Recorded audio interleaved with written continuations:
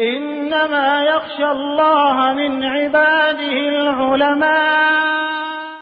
جرأت کا نام ہے دیوبند والے، عالی مقام ہیں دیوبند والے۔ بسم اللہ الرحمن الرحیم۔ الحمد للہ نحمده ونستعینه ونستغفره ونؤمن به ونتوکل علیہ ونعوذ باللہ من شرور انفسنا ومن سیئات اعمالنا، من يهده الله فلا مضل له ومن يضلله فلا هادي له، ونشهد أن لا إله إلا الله وحده لا شريك له، ونشهد أن سيدنا وسندنا ونبينا ومولانا محمدا عبده ورسوله صلى الله عليه وعلى آله وأصحابه وأزواجه وذرياته وسلم تسليما كثيرا كثيرا، أما بعد، أعوذ بالله من الشيطان الرجيم، بسم الله الرحمن الرحيم۔ إن أول بيت وضع للناس للذي ببكة مباركا وهدى للعالمين، صدق الله العلي العظيم وصدق رسوله النبي الكريم۔ قال النبي صلى الله عليه وسلم: من صام رمضان ثم أتبعه ستا من شوال كان كصيام الدهر۔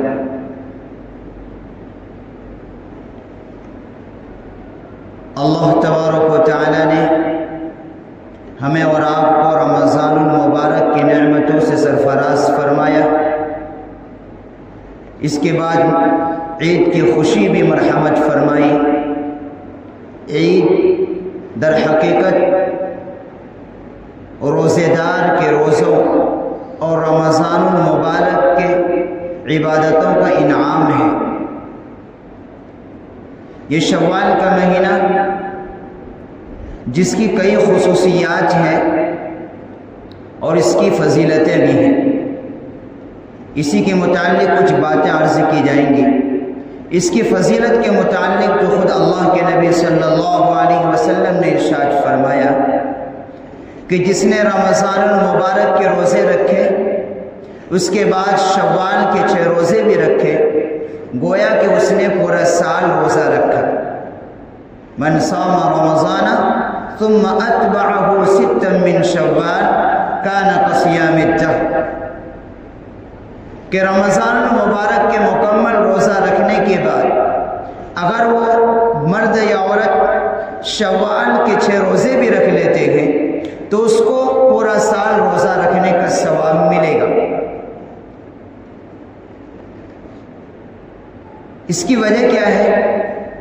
یہ کیسے ملے گا کہ اس امت کو اللہ تبارک و تعالیٰ نے بہت سارے انعامات دیے ہیں کہ چھوٹے چھوٹے عمل پر بہت بڑا اجر اور بھاری مقدار میں ثواب دینے کا وعدہ کیا گیا ہے۔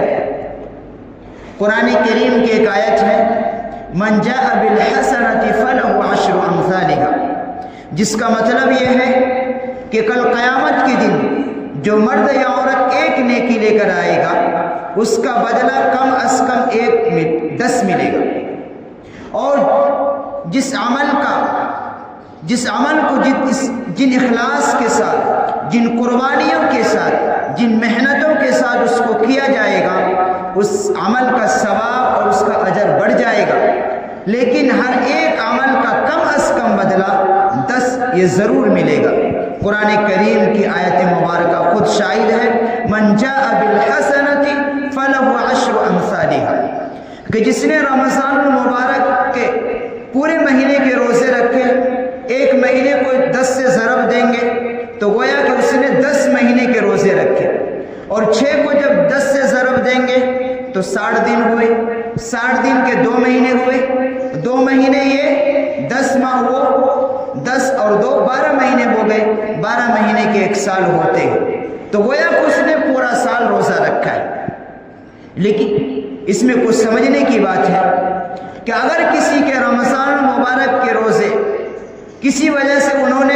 سستی کی وجہ سے یا بیماری کی وجہ سے یا کسی شرعی عذر کی وجہ سے ہماری ماں و بہنوں کو کسی شرعی عذر کی وجہ سے وہ روزے رہ گئے ہیں، تو شریعت یہ کہتی ہے اور علماء یہ کہتے ہیں کہ جو ذمے میں فرض ہے، چاہے وہ اس رمضان کے ہو یا اس سے پہلے رمضان کے ہو، وہ پہلے فرض کو ادا کرنا ضروری ہے، کیونکہ وہ ذمے میں ابھی باقی ہے۔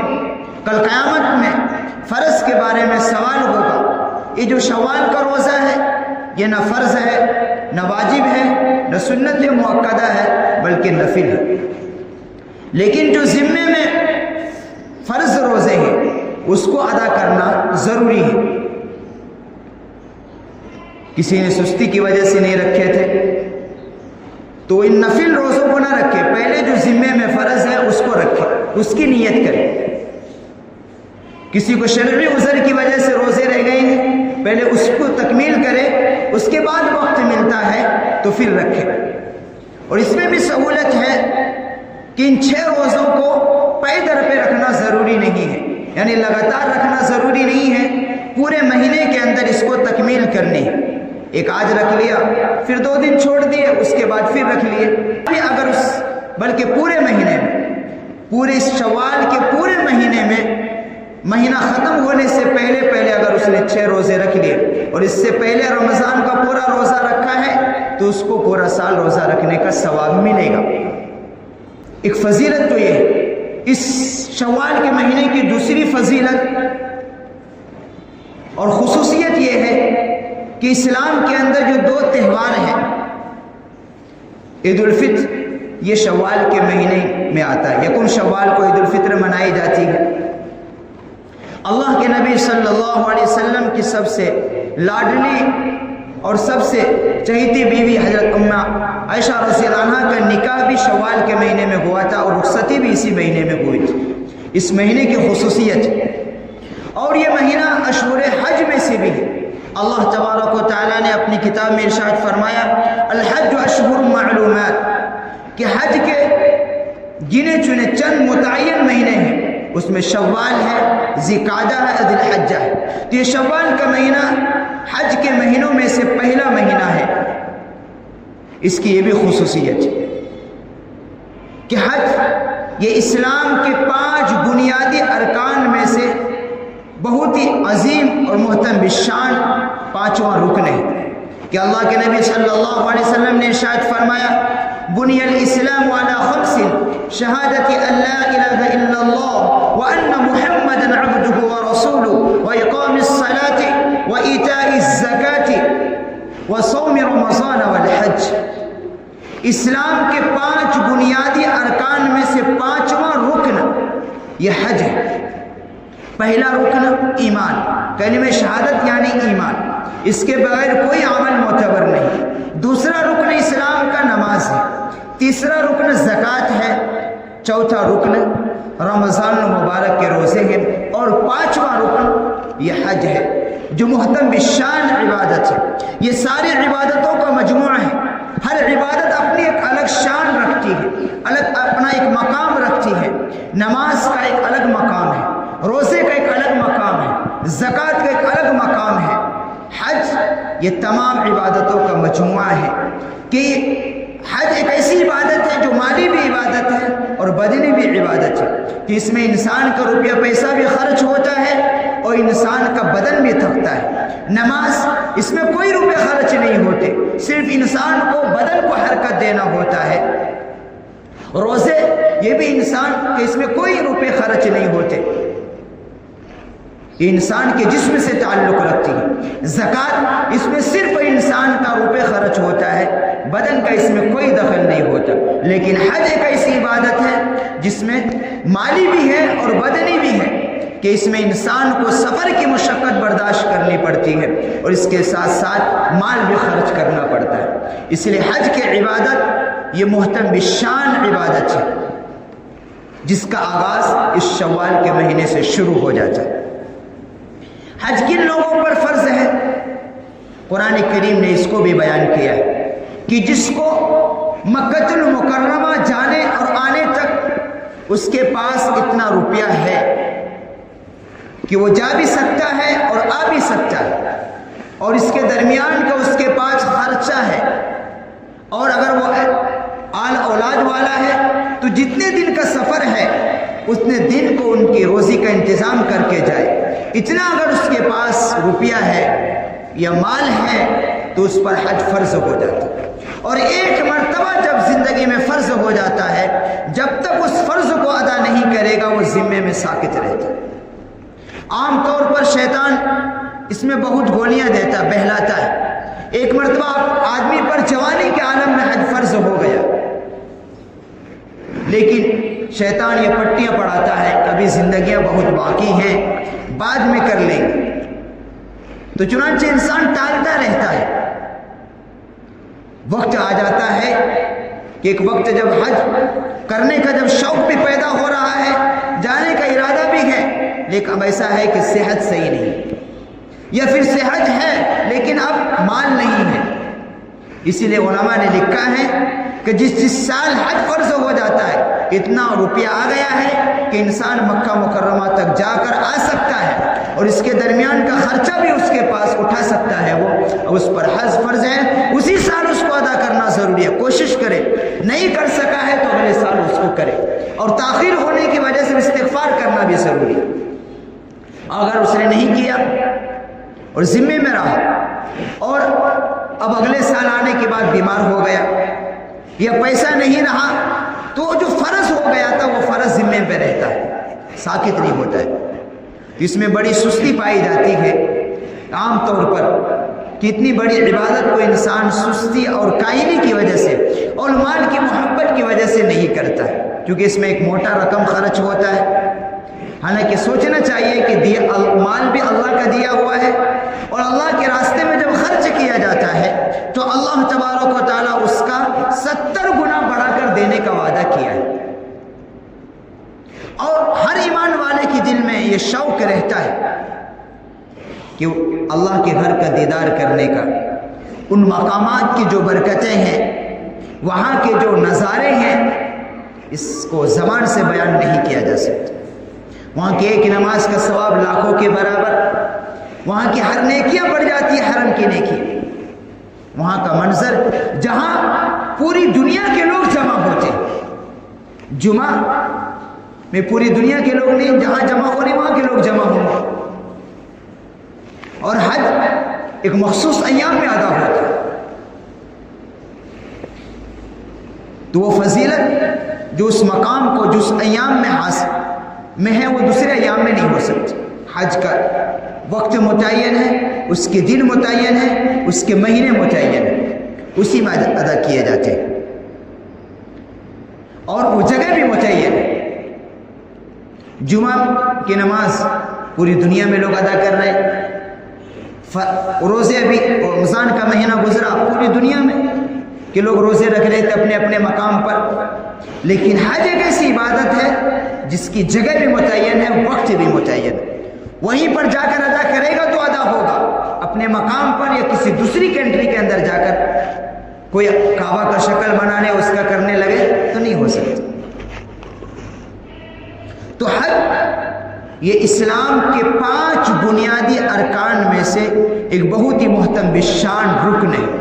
اسی پر اسلام کے ارکان کا اختتام بھی ہوا ہے، اور حج کے موقع پر آیت نازل ہوئی تھی، الیوم اکملت لکم دینکم واتممت علیکم نعمتی ورضیت لکم الاسلام دینا، کہ جس نے اللہ تبارک و تعالیٰ نے اس امت کو ایک بہت بڑا مژدہ سنایا اور کہہ دیا کہ ہم نے تم پر آج کے دن جو ہے دین کو کامل مکمل کر دیا ہے، اور ہم نے دین اسلام کو پسند کر لیا ہے۔ دنیا کے اندر جتنے بھی دیگر مذاہب ہیں وہ اللہ کو محبوب نہیں ہے، اسلام محبوب ہے۔ یہ آیت مبارکہ بھی حجۃ الوداع کے موقع پر بعد نماز عصر اللہ کے نبی صلی اللہ علیہ وسلم اس وقت جب آپ اٹھنے پر سوار تھے، یہ آیت مبارکہ نازل ہوئی تھی۔ تو حج کی تکمیل اور اس دین کی تکمیل بھی اس آیت پر ہوئی، اور وہ جمعے کا دن تھا، تو اس کا آغاز اسی مہینے سے ہو جاتا ہے۔ بہت سے لوگ حج کی تیاری پہلے سے بھی کرتے ہیں، لیکن شوال کے مہینے سے جس لوگوں کا جانا ہوتا ہے اور ان کا نام آ جاتا ہے، چونکہ اس کے کوٹا طے کر دیا گیا ہے اور اس کے ویزا بھی اور اس کا ٹکٹ بھی پہلے ہی طے ہو جاتے ہیں. تو جن لوگوں کی نام آ جاتے ہیں وہ مبارک لوگ ہوتے ہیں اور اللہ تبارک و تعالیٰ کی حاضری کی سعادت اللہ انہیں نصیب فرمائے، ہم سب کو نصیب فرمائے. اس کی تمنا کرنا چاہیے اور اس کی محنت بھی کرنی چاہیے. صرف تمنا کافی نہیں ہے، تمنا کافی نہیں ہے. ایک اللہ والے ہیں وہ اس کا طریقہ بتاتے ہیں کہ بہت سے لوگ وہ ہوتے ہیں، یہ ایمان کا تقاضا ہے، یہ ایمانی غیرت کا تقاضا ہے. ہر ایمان والے کو مرد ہو یا عورت اللہ کے گھر دیکھنے کا اس کو دیدار اور شوق رہتا ہے، لیکن وسائل نہیں ہیں، پیسے نہیں ہیں، وسائل نہیں ہیں. تو اس کی ایک ترتیب بزرگوں نے کہی ہے، تو دعا بھی کرے اور اس کے ساتھ ترتیب بھی کرے. ترتیب یہ ہے کہ زیادہ نہیں، مالی حیثیت صحیح نہیں ہے تو کم از کم 2 روپے روزانہ یا مہینے میں حج کے لیے جمع کرتا رہے. اللہ والوں نے ایک گر سکھائے، وہ فرماتے ہیں کہ ہم نے جن کو یہ ترتیب بتائی ان کے پاس کوئی وسائل نہیں تھے، لیکن انہوں نے اس ترتیب پر عمل کیا، 1-2 سال عمل کیا، اللہ تبارک و تعالیٰ نے راستے بنا دیے اور انہوں نے جو ہے حج بیت اللہ کی سعادت سے سرفراز ہو گئے. تو بعض اللہ والوں کے بتائے ہوئے گر میں جو ہے بڑی طاقت و تاثیر رکھی ہے، تو ہم لوگوں کو بھی کرنے چاہیے، خاص طور سے ان لوگوں کو جن کے پاس وسائل نہیں ہیں اور مالی حالات ٹھیک نہیں ہیں، لیکن 2 روپے 5 روپے ہر ایک کمزور سے کمزور آدمی بھی ہر مہینے جمع کر سکتا ہے حج کی نیت سے. ایک اس کا کوئی چیز رکھ لے، تیجوری جسے کہتے ہیں، کوئی صندوق بنا کر رکھ لے، اس میں ہر مہینے اس نیت سے رکھے کہ حج کے پیسے ہیں، 5 روپے اس میں ڈال دے مہینے کے اختتام پر، اور پھر دعا بھی کرتا رہے اللہ تبارک و تعالیٰ سے کہ اللہ تبارک و تعالیٰ میری بس میں جتنی طاقت ہے میں وہ کر رہا ہوں، بلانے والی ذات تیری ہے تو اس میں برکت عطا فرما اور ہمیں اپنے گھر کی دیدار نصیب فرما. اللہ تبارک و تعالیٰ کی ذات سے کبھی امید ہے ایک وقت آئے گا کہ انشاءاللہ اس کی موت آنے سے پہلے ضرور اللہ اسے اپنے گھر کا دیدار کی توفیق نصیب فرمائے. کئی واقعات ہیں ایسے. تو یہ شوال کا مہینہ اس کی فضیلت ہے، اس کی خصوص. بہت سے لوگ اس مہینے کو منحوس سمجھتے، نعوذ باللہ. اللہ کا بنایا ہوا کوئی دن، کوئی رات، کوئی مہینہ منحوس نہیں ہے. ہر مہینہ اور ہر دن اور ہر رات یہ اپنی خصوصیت اور اپنا مقام رکھتا ہے. بلکہ اللہ تبارک و تعالیٰ کی بنائی ہوئی کائنات میں کوئی چیز بیکار نہیں ہے. اللہ تبارک و تعالیٰ نے ایک چھوٹی سی مکھی کو بھی پیدا کیا ہے تو بیکار پیدا نہیں کیا ہے. ایک مچھر کو پیدا کیا ہے، وہ بیکار پیدا نہیں کیا ہے. اللہ تو مچھر کا ذکر قرآن پاک میں کرتا ہے، ان اللہ لا یستحی ان یضرب مثلا ما بعوضۃ فما فوقہ، کہ اللہ کہتا ہے اللہ ان حقیر سے جانوروں کی مثال دینے سے شرماتا نہیں ہے، بلکہ اس کے ذریعے سے تو بہت سے لوگوں کو ہدایت عطا فرماتا ہے، اور جو بیجا بحث میں پڑتے ہیں وہ گمراہ ہو جاتے ہیں. تو اللہ تبارک و تعالیٰ نے اس کائنات میں جتنی چیزیں بنائی ہیں سب کا بنانے کا ایک مقصد ہے، بلکہ اللہ تبارک و تعالیٰ کی ہر مخلوق اپنے رب کا ذکر کر اس کی تسبیح بیان کرتی ہے. تو یہ رات و دن یہ سب اللہ کے بنائے ہوئے ہیں. سال کی 365 کے 65 دن یہ سب اللہ کا بنایا ہوا ہے، اور یہ دن اور رات یہ سب اللہ کا نظام ہے. سورج اپنے وقت پر نکلتا ہے، یہ اللہ کے حکم سے نکلتا ہے، اپنے وقت پر ڈوبتا ہے، یہ بھی اللہ کے حکم سے ڈوبتا ہے. اور یہ نہیں، یہ ہزاروں سال سے نظام اللہ کا چل رہا ہے، اور جب تک اللہ چاہے گا قیامت تک چلتا رہے. تو اللہ کا بنایا ہوا کوئی دن، کوئی رات، کوئی مہینہ یہ منحوس نہیں ہے. بہت سے لوگ ہیں جہالت کی وجہ سے جو شوال کے مہینے کو جو چل رہا ہے، شروع ہو گیا ہے، اس کو منحوس سمجھتے ہیں. غلط ہے. اسلام اس کی اجازت نہیں دیتا. اگر منحوس ہوتا تو اللہ کے نبی صلی اللہ علیہ وسلم اس مبارک مہینے میں نکاح نہیں کرتے. آپ کی سب سے چہیتی، سب سے لاڈلی بیوی ام المؤمنین ام عائشہ رضی اللہ عنہ کا نکاح بھی اسی شوال کے مہینے میں ہوا ہے، اور رخصتی بھی شوال کے مہینے میں. اور اس مہینے میں روزے کی فضیلت ہم نے شروع میں بیان کی کہ اگر کوئی رمضان المبارک کا مکمل روزہ رکھنے کے بعد شوال کے 4 روزے بھی رکھتا ہے تو اس کو پورا سال روزہ رکھنے کا کا ثواب ملے گا، رکھنا چاہیے۔ اور بہت سے لوگ جو ہیں، کچھ اہل علم میں، ہمارے طبقوں میں جو ہے اس سوال کے روزے کی فضیلت کا انکار کرتے ہیں، ان کی دلیل صحیح نہیں، ان کا علم پورا کامل نہیں۔ جو محققین علماء ہیں وہ اس کی ترغیب بھی دیتے ہیں، اس کی فضیلت کو بیان کرتے ہیں کہ انشاءاللہ اس کو پورا سال روزہ رکھنے کا ثواب ملے گا، رکھنا چاہیے۔ جب ہم نے محنت کر کے پورا مہینے کا روزے رکھ بھی لیا، اللہ ہی کے فضل سے رکھے، تھوڑی سی محنت اگر کر لیے انہوں نے، اس 6 روزے کو بھی تکمیل کر لیے، تو انشاءاللہ اس کو پورا سال روزہ رکھنے کا ثواب ملے گا۔ چھوٹا عمل ہے لیکن ثواب بڑا ہے۔ اس امت کو اللہ تبارک و تعالیٰ نے بہت ساری خصوصیات سے نوازا ہے کہ چھوٹے چھوٹے عمل پر بہت بڑا بڑا اجر دینے کا وعدہ کیا ہے۔ پہلی امتوں پر کیا تھا کہ محنتیں زیادہ تھی، اجر بھی کم تھا۔ ایک امت کو مکلف بنایا گیا، تم صبح سے فجر سے لے کر ظہر تک محنت کرو، ثواب ملے گا 1 قرات، مثال کے طور پر۔ بعض کو مکلف بنایا گیا، یہودیوں کو اس وقت جو اسلام تھا ان کو مکلف بنایا گیا کہ تم ظہر سے لے کر عصر تک محنت کرو، تمہیں بھی 1 ہی قرات ثواب ملے گا۔ لیکن اس امت کو بہت ہی کم وقت دیا گیا اور ان کو مکلف بنایا گیا تم صرف عصر اور مغرب کے درمیان محنت کرو۔ عصر اور مغرب کے درمیان بہت مختصر وقت ہوتا ہے، لیکن اس کو لیے کہا گیا کہ تمہیں 2 قرات کا ثواب ملے گا۔ وقت بھی کم، ثواب بھی زیادہ۔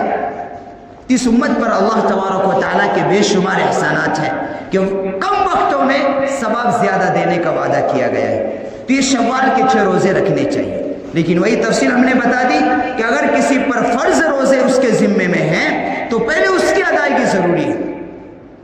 اس کی ادائیگی چونکہ وہ ذمے میں ساقط ہے، اور فرائض کے بارے میں چونکہ کل قیامت کے بعد سوال ہوگا، اللہ فرائض کے بارے میں سوال کرے گا، نوافل کا سوال نہیں ہوگا۔ ثواب ملتا ہے لیکن نوافل نفل روزے نہیں رکھیں گے تو اللہ کے یہاں کوئی سوال نہیں ہے، لیکن جو فرض ہمارے ذمے میں رہیں گے وہ کل قیامت میں سوال ہوگا۔ اور سوال یہ کوئی معمولی بات ہے، اللہ ہم سب کی حفاظت فرمائے کہ اللہ کے سامنے پیشی ہوگی اور اللہ اپنے حقوق کا بھی مطالبہ کرے گا اور بندے کے حقوق کا بھی مطالبہ ہوگا۔ تو جو ذمے میں فرائض ہے انسان اس کو ادا کرنے کی کوشش کرے۔ جواب دہی کا مسئلہ بڑا خطرناک ہے، کل قیامت میں وہ کوئی اللہ کے سوا کوئی مددگار نہیں ہوگا۔ اگر ہم وہاں دنیا کی زندگی، وہی انسان عقل مند ہے جو اس دنیا کی زندگی کو آخرت کا توشہ تیار کر رہا ہے، جو اس دنیا کی زندگی کو آخرت کے لیے استعمال کر رہا ہے، جو اس دنیا کی زندگی کو اس طریقے سے گزار رہا ہے کہ وہ اپنی آخرت اور جنت کا توشہ تیار کر رہا ہے، وہ انسان عقل مند ہے جو اس دنیا کی زندگی کی خاطر اپنی آخرت کو اور اپنی جنت کو برباد کر رہا ہے، در حقیقت وہ بہت بڑا خسارے میں ہے۔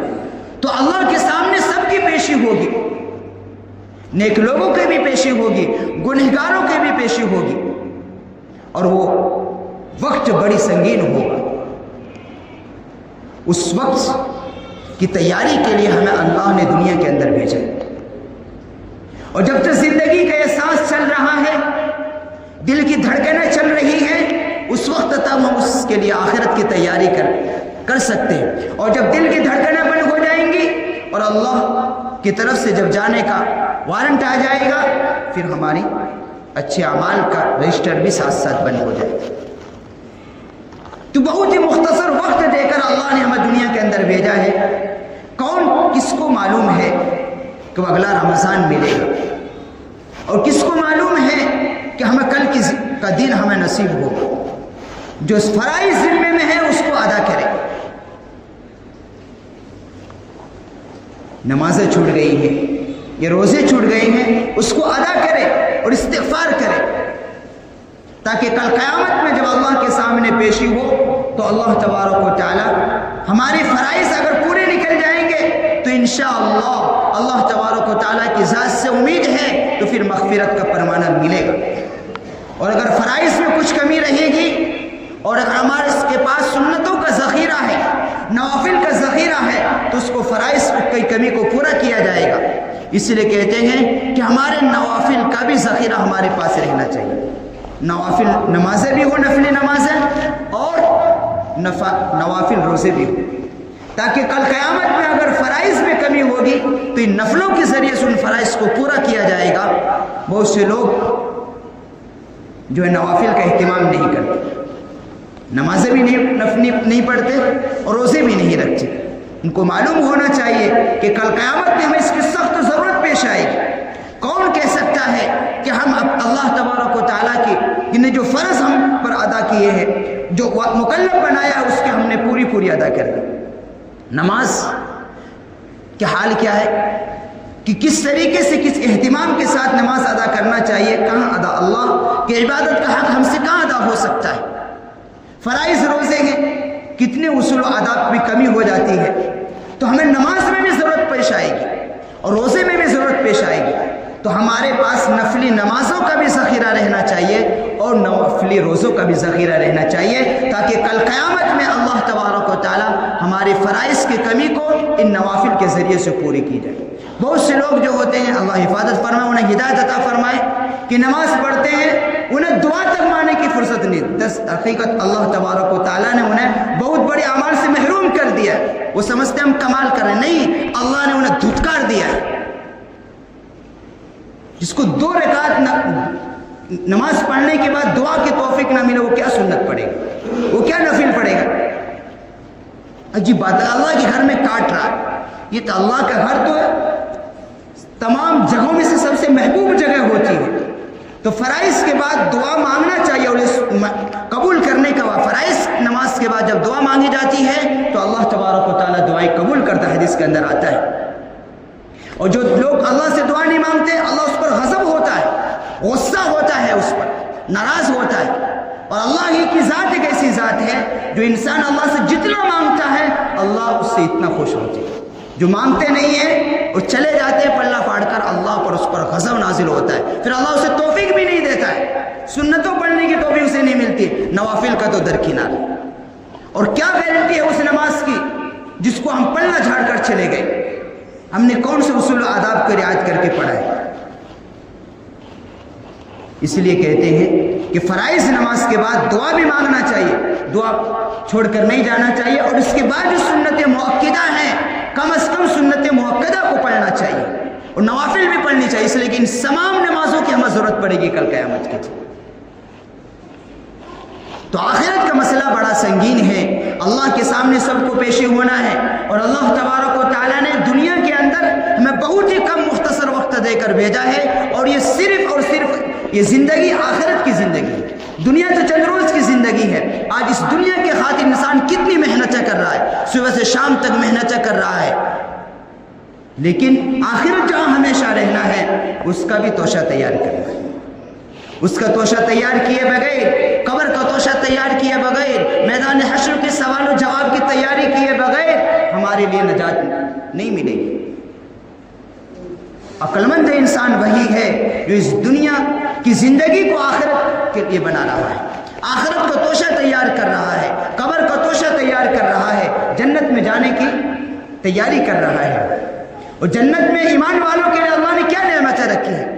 دنیا تو چند روز کی زندگی ہے، یہ ہر ایک گزار کر چلا جائے گا، امیر بھی گزار کر چلا جائے گا، غریب بھی گزار کر چلا جائے گا، دنیا کا ہر ایک شخص گزار کر چلا جائے گا، لیکن جنت کے اندر کیا رکھی ہے؟ اللہ خود کہتا ہے، اللہ اعلان کر رہا ہے کہ ہم نے ایمان والوں کے لیے جنت کے اندر وہ نعمتیں رکھی ہیں جو اس کان نے کبھی سنے نہیں ہیں، زبان نے کبھی اس کا مزہ چکھا نہیں ہے، اور کبھی کسی انسان کے دل میں اس کا وہم و گمان بھی نہیں آیا ہے۔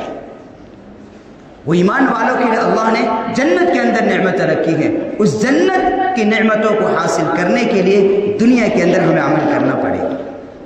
انسان اپنی زندگی کا ایک روٹین بنائے کہ ہماری دنیا کے کام کاج بھی چلتا رہے، اور اسی کے ساتھ ساتھ کم از کم 24 گھنٹے میں 5 وقت کی نماز وقت پر کاؤنٹنگ ہو جائے۔ یہ سب سے کم درجہ ہے۔ یہ مسلمان اس کے بغیر اس مسلمان اس ایمان کی کوئی گارنٹی نہیں ہے کہ ہماری زندگیاں تو چل رہی ہیں، دنیا کے کام ہو رہے ہیں، لیکن اگر 24 گھنٹے میں 5 وقت کی نماز اگر اس رجسٹر کے اندر نہیں ہو رہا ہے درج، پھر اس ایمان کی کوئی گارنٹی نہیں۔ پھر ہمیں سوچنے پر مجبور کرتا ہے کہ ایمان جو آج ہمیں اٹھا کر مسجد میں نہیں لا رہا ہے، 24 گھنٹے میں 5 وقت کی نماز کے وقت پر، زکوٰۃ جماعت چھوڑ کر نہیں، وقت پر اس ایمان کی کیا گارنٹی ہے کہ وہ ہمیں اول مرحلے میں جنت کے اندر داخلہ کراتی ہے؟ اس لیے اپنی کام کی اپنی ایسا روٹین بنائے کہ کام کبھی حرج نہ ہو، اور اللہ نے جو ہمیں 24 گھنٹے میں 5 وقت کی نماز کا مکلف بنایا ہے یہ بھی ہمارا کنٹینیو ہوتا رہے۔ ایمان کے بعد سب سے بڑی عبادت نماز ہے، اور نماز کہ اگر کنٹینیو پوری ہوتی رہے گی تو حدیث کے اندر آتا ہے کہ جس نے نماز کو اپنے وقت پر ادا کر لیا تو اللہ تبارک و تعالیٰ اپنی ذمہ داری میں اس کو جنت میں جانے کا کی ذمہ داری لیتے ہیں کہ میں اس کو اپنی ذمہ داری سے جنت کے اندر داخلہ کراؤں۔ لیکن افسوس کی بات یہ ہے کہ ہم لوگ دنیا کے پیچھے ایسے بھاگتے ہیں، اپنے کام کاج کے حرج کو حرج سمجھتے ہیں، لیکن اللہ کا حکم ٹوٹتا ہے اور اللہ کی نافرمانیاں ہوتی ہے، اس کا قلق بھی ہمارے دل میں نہیں ہوتا۔ ہمیں اس ایمان کی فکر کرنے کی ضرورت ہے۔ وہ کیسا ایمان ہے کہ روزانہ ہم 5 وقت ہمارے کانوں میں آوازیں آتی ہیں، حی علی الصلاۃ، حی علی الصلاۃ، آؤ نماز کی طرف، حی علی الفلاح، آؤ کامیابی کی طرف۔ 5 وقت ہمارے کانوں میں آواز گونجتی ہے، ہر مرد کے کان میں آواز گونجتی ہے، ہر عورت کے کان میں آواز گونجتی ہے، ہر جوان کے کان میں آواز گونجتی ہے، ہر بوڑھے کے کان میں آواز گونجتی ہے، لیکن اسے اللہ رب العزت کے گھر میں آ کر 2 رکعت نماز پڑھنے کی اگر توفیق نہیں ملتی تو ہمیں اس ایمان کی فکر کرنے کی ضرورت ہے کہ آج ہمارا ایمان کہاں چلا گیا۔ تو اپنی کام کا اس حساب پر روٹین بنائے، اس کی ترتیب بنائے کہ کام بھی ہمارا ہوتا رہے، لیکن کم از کم 24 گھنٹے میں 5 وقت کی نمازوں کی کاؤنٹنگ رجسٹر میں ہو جائے۔ انشاءاللہ اگر اتنا بھی ہم نے اپنی زندگی کی ترتیب بنا لی تو انشاءاللہ ہم راستہ پر ہیں، اس راستے پر ہیں جس کی تعلیم ہمیں اپنے نبی نے دی ہے، اور انشاءاللہ جنت ملے گا۔ اس لیے کہ ایمان کے بعد سب سے بڑی عبادت نماز ہے۔ نماز پوری نکلے، بار بار ہم نے یہ حدیث سن رکھی ہے کہ نماز اگر پوری اور ٹھیک نکلے گی تو انشاءاللہ دوسرے اعمال کے اندر اگر کچھ کمی ہوگی تو اللہ، چونکہ سب سے بڑی عبادت کو ہم نے اہتمام کے ساتھ ادا کیا ہے، اللہ کا حکم سمجھ کر ادا کیا ہے، تو دوسری عبادتوں میں کمی ہوگی تو اس کو پورا کیا جائے گا، اور انشاءاللہ اس کے لیے جنت کا سرٹیفکیٹ ملے گا، اور اس کو نامہ اعمال دائیں ہاتھ میں دیا جائے گا، اور جس کو کل قیامت میں نامہ اعمال سیدھے ہاتھ میں ملیں گے فَهُوَ فِي عِيشَةٍ رَاضِيَةٍ، اس کی جنت کی ساری نعمتیں ملیں گی، گویا کو جنت میں جانے کا سرٹیفکیٹ ہوگا، اور وہ عیش و عشرت کی زندگی گزارے گا۔ تو میرے دوستو، دنیا یہ خیل تماشا کی جگہ نہیں ہے، یہ دنیا آخرت بنانے کی جگہ ہے، جنت میں اصل عیش کی جگہ ہے، دنیا عیش کی جگہ نہیں ہے۔ ہمارے جب تک زندگی چل رہی ہے اس زندگی کو غنیمت سمجھنا ہے، اور اس زندگی کو آخرت کے لیے بنانا ہے، اور اصل زندگی ہماری آخرت ہے جو ہمیشہ رہنا ہے، اس کا توشہ تیار کرنا ہے، اس کی مجھے بھی ضرورت ہے اور انسان کو ضرورت ہے، اس لیے کہ سب کو اس جواب دہی کا سامنا کرنا ہے، سب کو قبر کے گڑھے میں جانا ہے، سب کو میدان حشر میں کھڑا ہونا ہے، وہاں 5 سوالات کو جواب دینا ہوگا، کوئی بھی نہیں بچے گا وہاں، نہ بادشاہ بچے گا، نہ کوئی امیر بچے گا، نہ کوئی امام بچے گا، نہ کوئی مؤذن کوئی نہیں بچے گا، سب کو کھڑا کرے گا اللہ، اور سوال پوچھے گا، جو جواب دے گا اس کو آگے گھسکنے کی اجازت ہوگی، ورنہ کسی کی ہمت نہیں ہوگی، وہاں پیر سے ہلانے کی بھی ہمت نہیں ہوگی۔ یہ سب منظر آنے والا ہے، اس لیے اس کی تیاری کے لیے اللہ نے ہمیں وقت دیا ہے۔ اللہ تبارک و تعالیٰ سے دعا ہے کہ اللہ رب العزت ہم سب کو زیادہ سے زیادہ اچھے اعمال کرنے کی توفیق نصیب فرمائے، اور مرتے دم تک ایمان اور اعمال صالحہ پر ثابت قدم رکھے۔ وآخر دعوانا الحمدللہ رب العالمین۔ جو حضرات سنت نہیں پڑھے وہ سنت